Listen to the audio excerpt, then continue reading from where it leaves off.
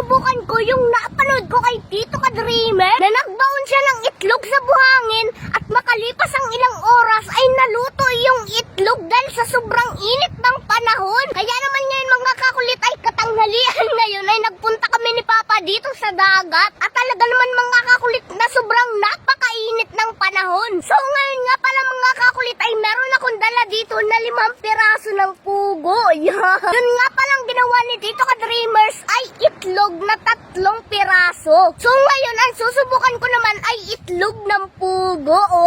Kaya naman mga kakulit, ito ang gusto kong subukan dahil maliit siya at madali nga siyang maluto. So ngayon dito sa buhangin na ito ay ibabaw natin itong 5 itlog ng pugo na to at titingnan natin kung maluluto nga ba.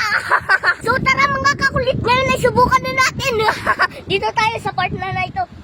So ayan mga kakulit, at dito tayo maghuhukay sa medyo malambot na buhangin. Yan. Grabe mga kakulit, hanggang ilalim tuyo na tuyo. Grabe. Tapos sobrang init sa inyo mga kakulit, nakakapaso pa. Yun. Yan mga kakulit, okay na to.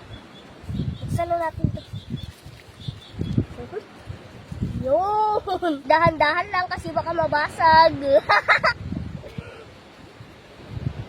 Yan. Tingnan natin mga kakulit kung maluluto siya mamaya. Yan.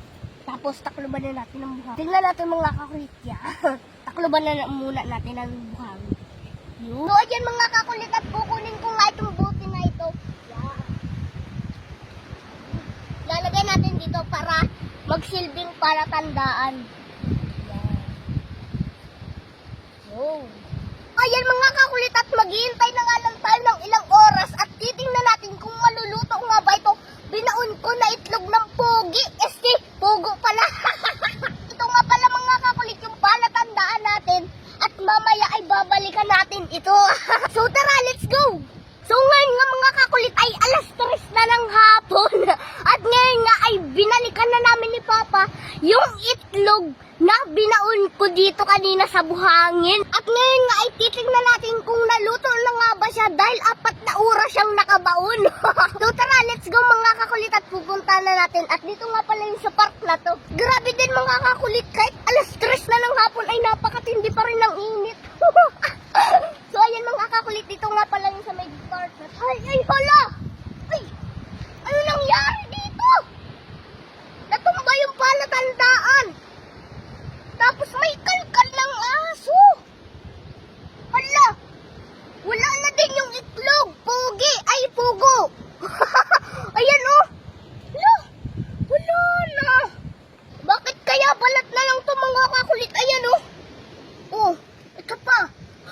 Siguro mga kakulit, kinain to ng ng aso or puso. Tapos, ay, ito pa mga kakulit. Yun, may buo pa. Ay, hala! Basag na siya mga kakulit. Yan oh!